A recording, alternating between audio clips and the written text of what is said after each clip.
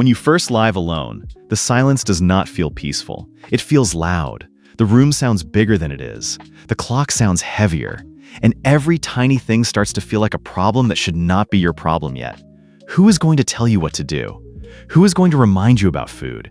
Who is going to ask if you slept? Who is going to save you from the little messes that nobody warns you about? At first, that can feel scary. But here's the part nobody tells you right away. That fear is not always a bad sign. Sometimes it means your life is finally asking you to grow up, not in a dramatic movie scene way, in a real way, a quiet way. The kind of way that happens when nobody is clapping, nobody is watching, and nobody is holding your hand. And that is exactly why learning to live alone matters.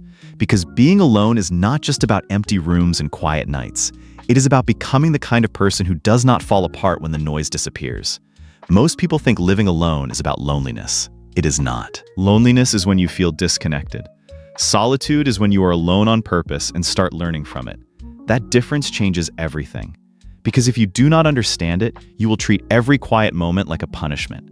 But if you do understand it, you start to see something else. You start to see that alone time can become the place where your real life begins. The first thing living alone does is expose you.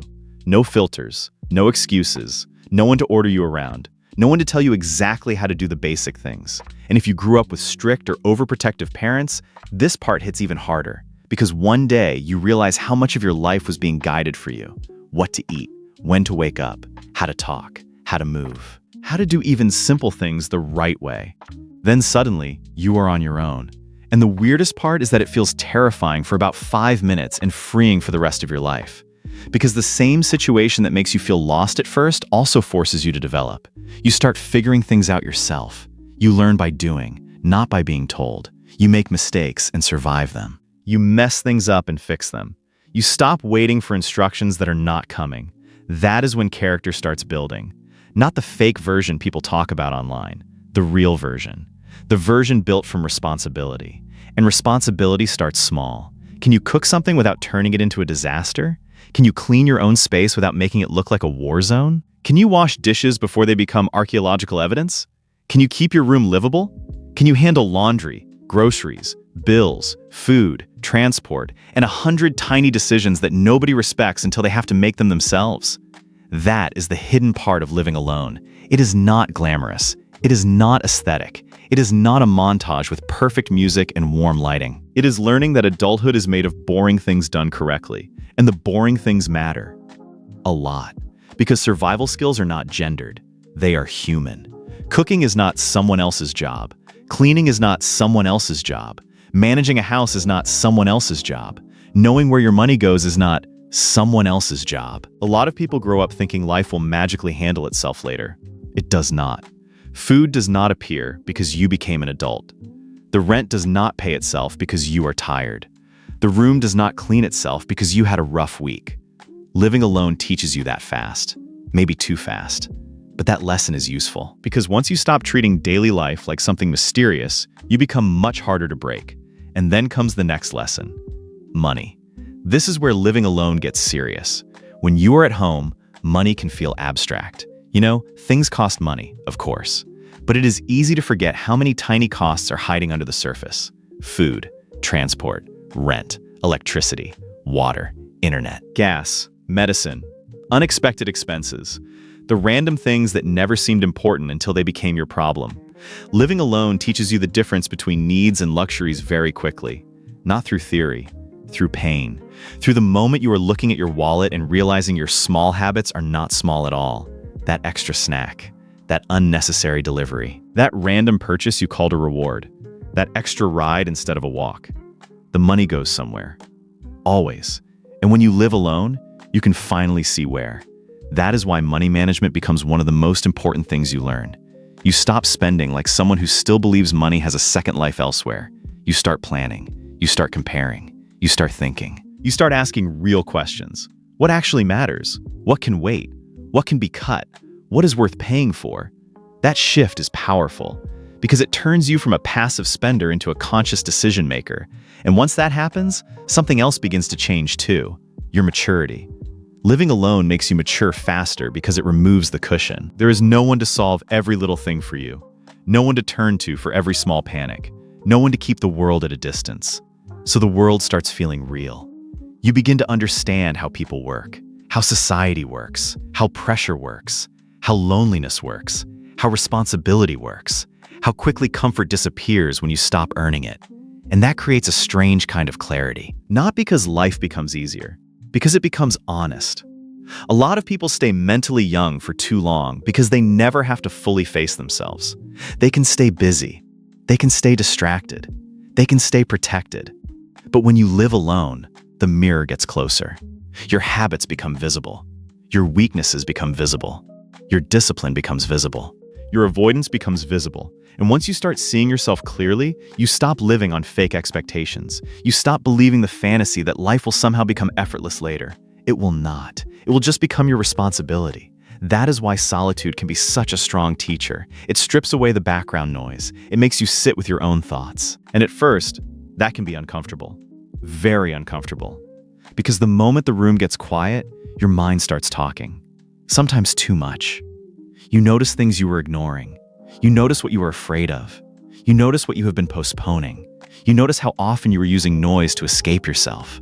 That is why many people fear being alone. Not because they hate silence, because silence reveals things.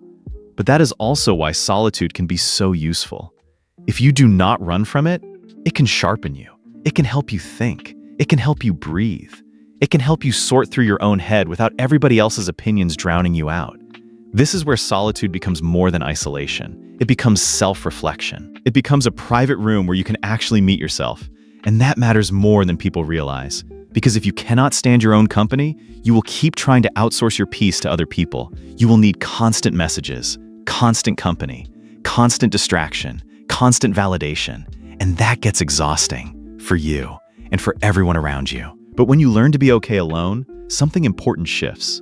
You stop treating other people like life support. You stop needing the room to be full in order to feel okay. You stop panicking every time there is no one around.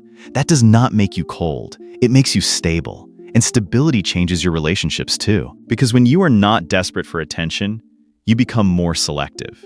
You do not stay in bad friendships just to avoid an empty night. You do not cling to people who only make you feel smaller. You do not confuse noise with connection. You start understanding the difference between being around people and actually being supported by them. That is one of the quiet benefits of learning to live alone. It makes your social life healthier later, because you no longer treat every relationship like a rescue rope. You treat it like a choice. There is another part of this that people miss completely.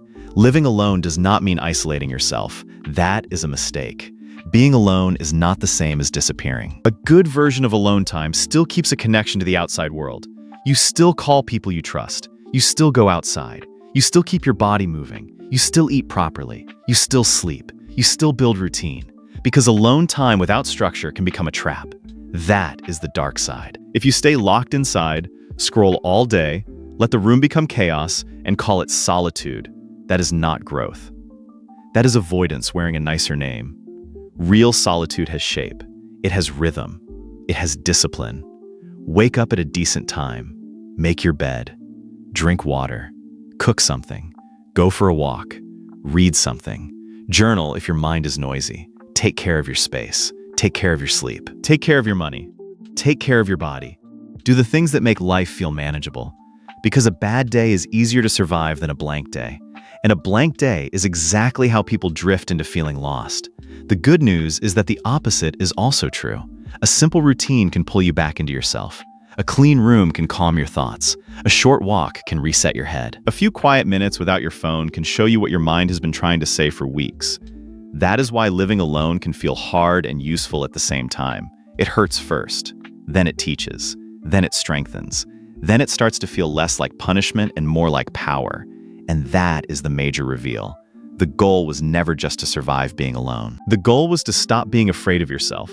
Because once you can sit in silence without panicking, once you can manage your own space, once you can handle your own money, once you can eat, clean, work, and think without someone standing over your shoulder, you become difficult to shake.